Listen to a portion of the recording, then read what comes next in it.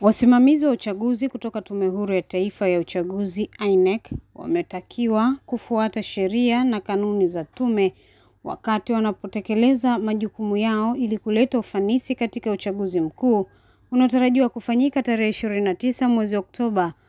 Kauli hiyo imetolewa na msimamizi mkuu wa mafunzo hayo kutoka Tume Huru, Bwana Abdallah Omar Sefu, katika skuli ya Maziwa Ng'ombe iliyopo katika wilaya ya Micheweni, mkoa wa Kaskazini Pemba. Tupo hapa tuko katika mwendelezo wa mafunzo yetu kwa watendaji. Ikiwa leo ni siku ya pili, tulikianzia jana kwa watendaji wale makarani waongozaji mistari.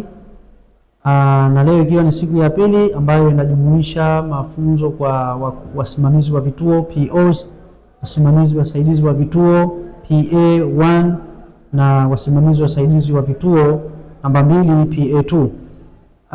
Watendaji hawa wameteuliwa, jumla yao wametokana na majimbo yote 4 yaliyomo ndani ya wilaya na kwa shehia zote ambazo zinapatikana ndani ya majimbo yetu katika wilaya ya Micheweni. Bwana Abdallah Omar Sefu anasema ni yapi madhumuni ya mafunzo hayo.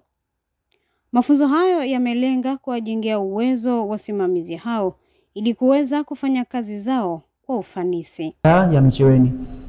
Mantiki ya kupewa mafunzo kwa watendaji hawa ni kuwajengea uwezo, kuwapa miongozo na weledi zaidi katika utekelezaji wa majukumu yao ili waweze kutimiza vyema majukumu ambayo wameelekezwa na kwenda kutakiwa kuyafanya siku ya upigaji kura vituoni.